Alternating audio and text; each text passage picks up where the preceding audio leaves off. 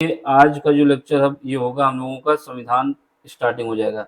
इससे पहले जो 2 लेक्चर हम लोगों ने लिए हैं, उसमें हमने क्या किया है कि सुप्रीम कोर्ट के जो जजमेंट थे, जो इम्पोर्टेंट थे, जो अक्सर क्वेश्चन पूछे जाते थे, जैसे केशवानंद भारती का केस, शंकरी प्रसाद, सज्जन सिंह, ठीक, मिनर्वा मिल्स, ये सब जजमेंट क्वेश्चन में पूछे जाते हैं, तो उनको हमने करा दिया था। अब हमारा मेन स्टार्ट हो रहा है संविधान।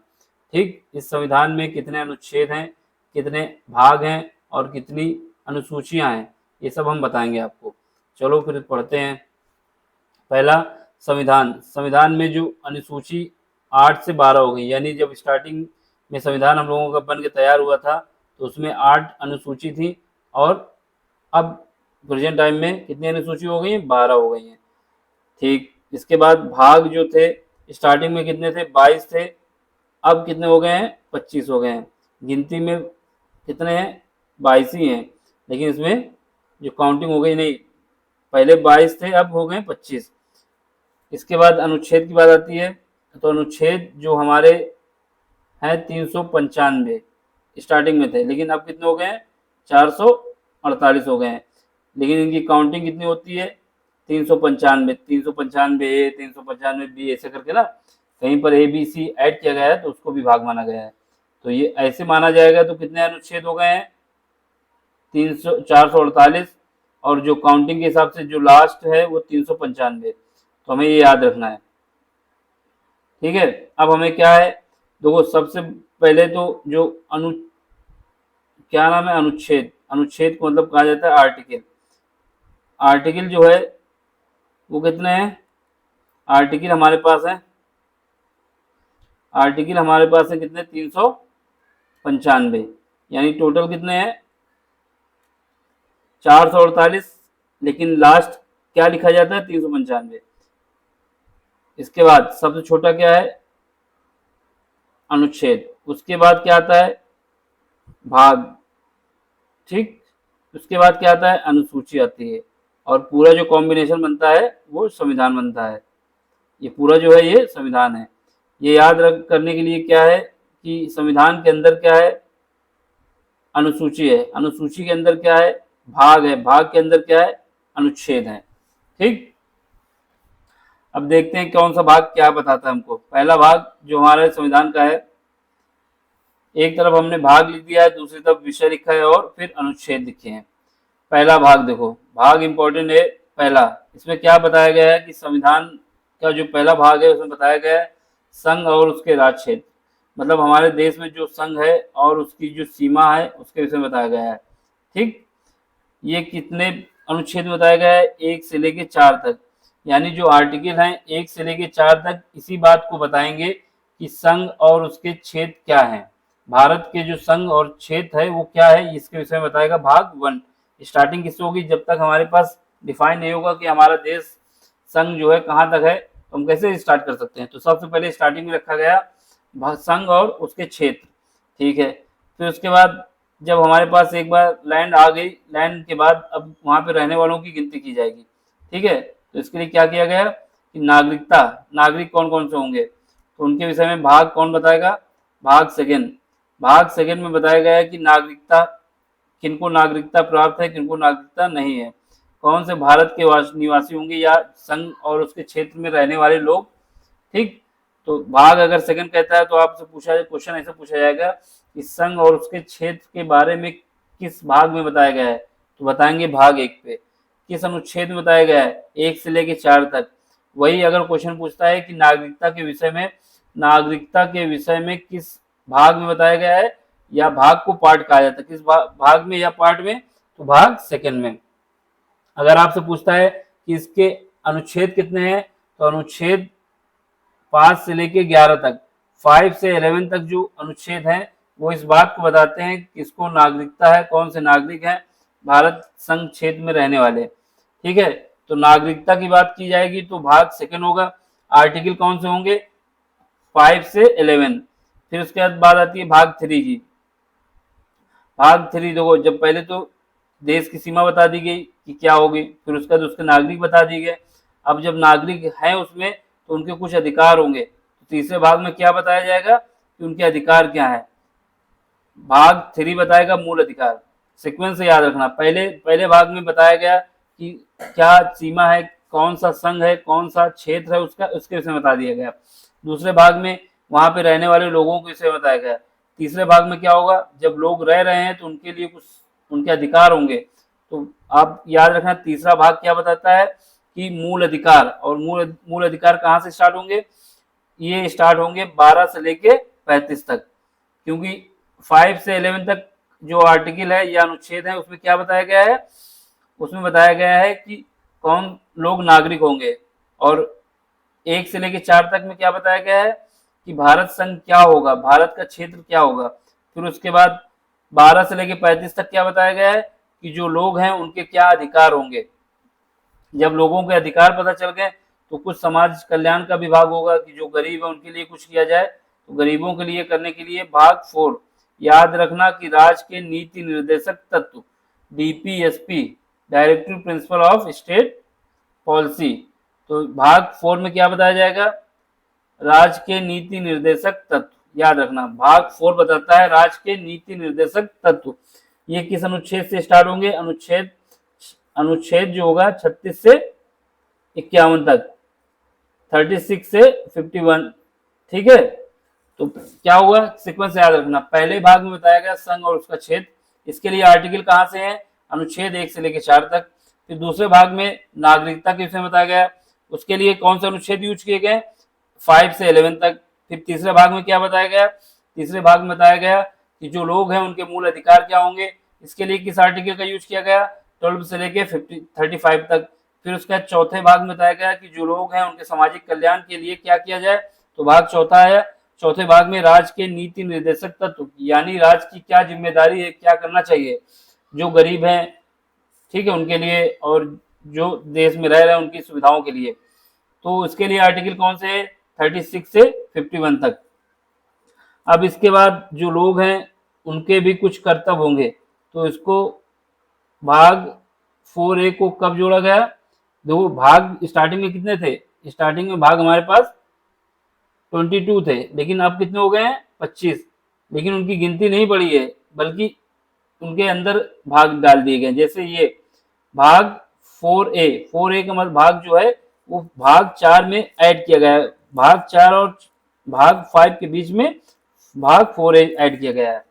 क्यों ऐड किया गया है, क्योंकि यहाँ से स्टार्ट होते हैं जो लोग रहते हैं उनके कुछ कर्तव्य होंगे अपने देश के प्रति, तो उसको बताया गया है। ये 1976 में ऐड किया गया है। ठीक है, तो भाग 4A क्या बताता है, मूल कर्तव्य।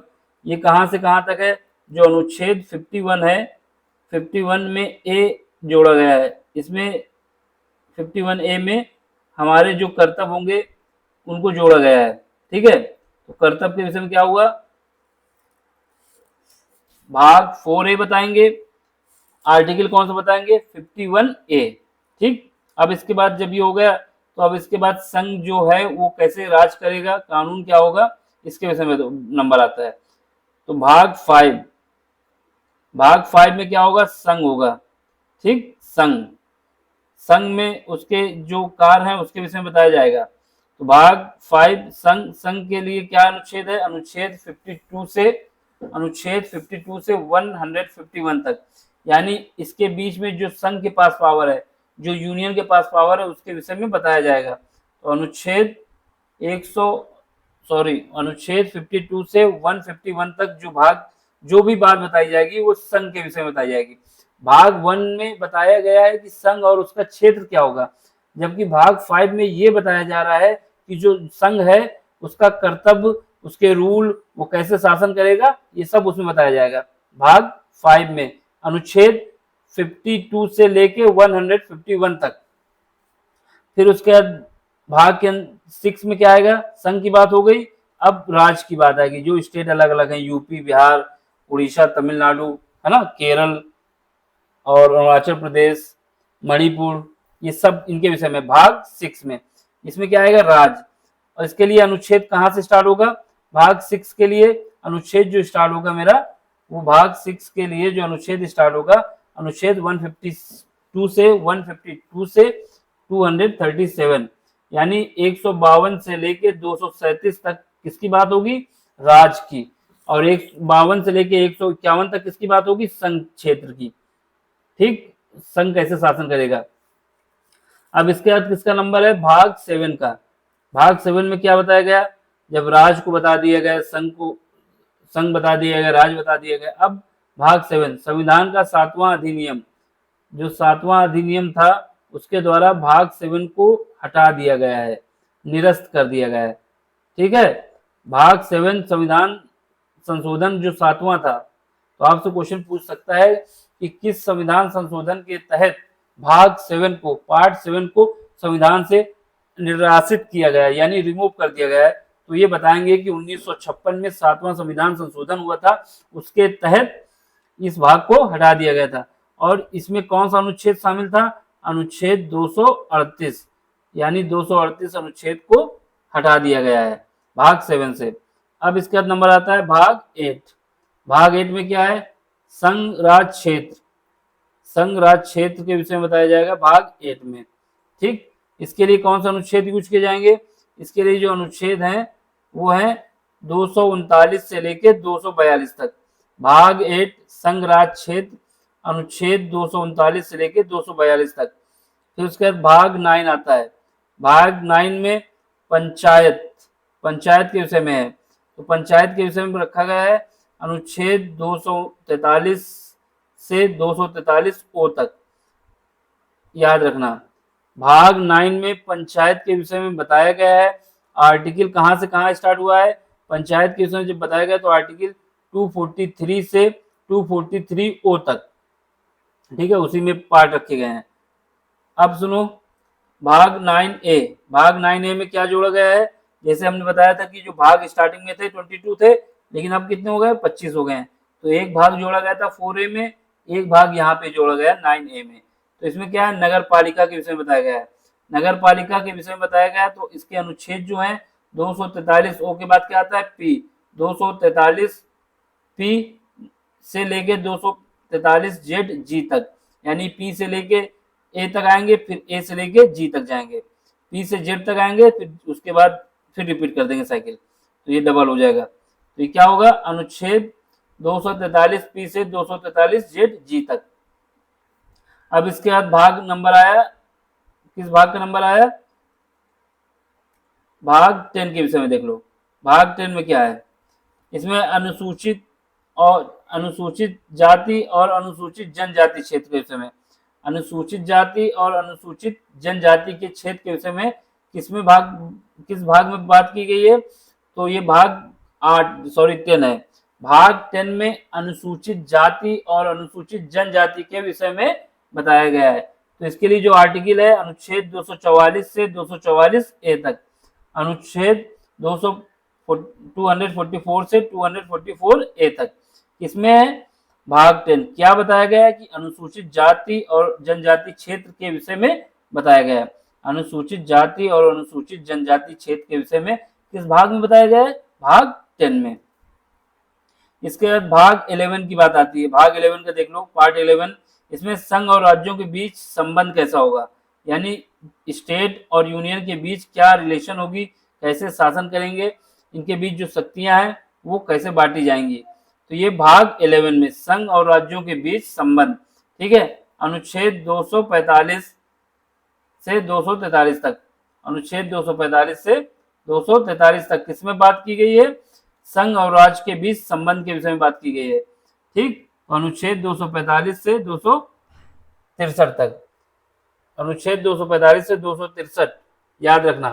भाग 11 संघ और राज्यों के बीच संबंध, अनुच्छेद 245 से 243 तक।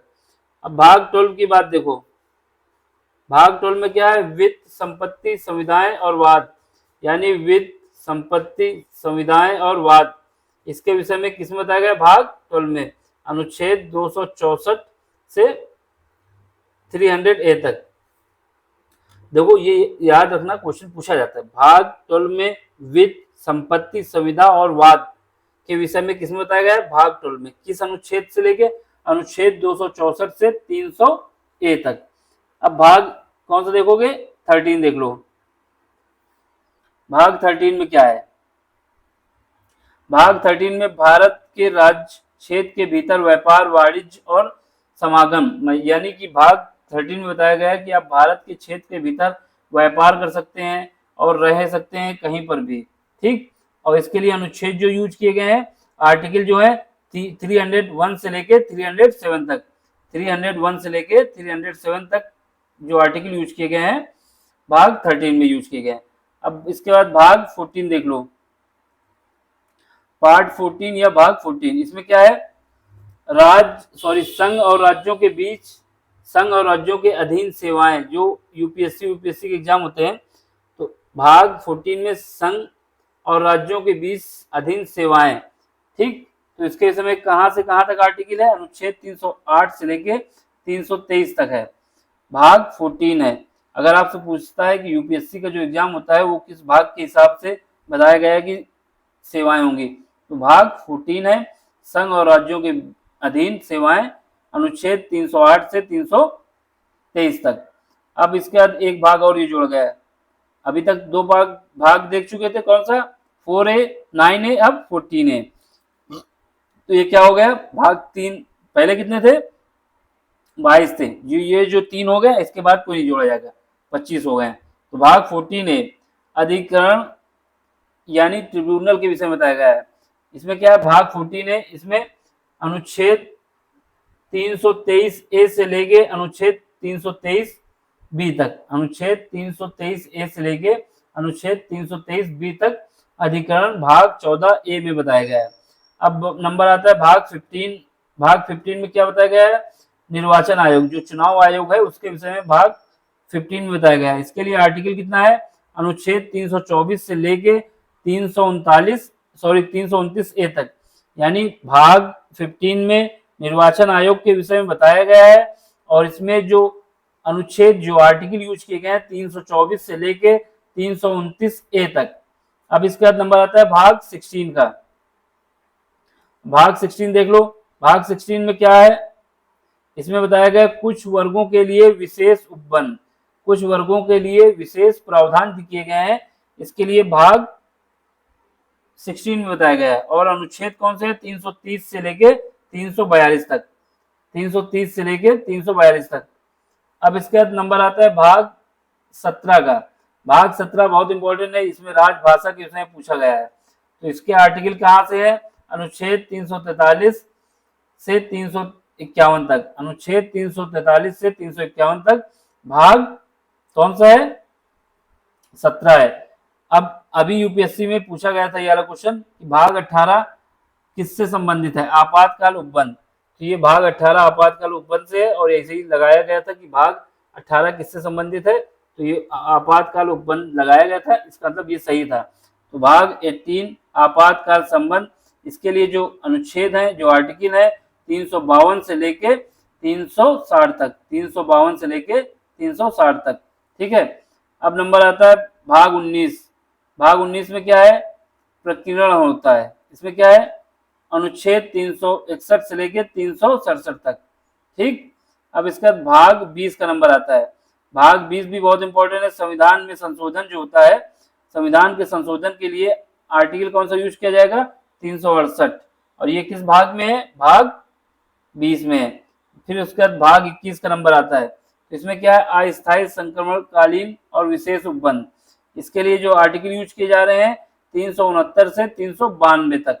इसके बाद लास्ट भाग कौन सा है, भाग 22, संक्षिप्त नाम, प्रारंभ, हिंदी में प्राधिकृत पाठ और निरासन, इसके लिए कौन सा भाग है, अनुच्छेद 393 से 395 तक। इसका मतलब क्या हुआ, हमारे पास जो भाग संविधान में अभी मौजूद है वो काउंटिंग के हिसाब से 22 है, लेकिन भाग 4A, भाग 4A, 9A और 14A, ये 3 और भाग ऐड किए गए हैं, तो इनकी जो टोटल संख्या हो जा रही है 25 हो जा रही है। इसी प्रकार जो आर्टिकल, जो अनुच्छेद है, जो आर्टिकल है, वो लास्ट काउंटिंग तो इनकी 395 है, लेकिन इसमें अलग से जोड़े गए हैं।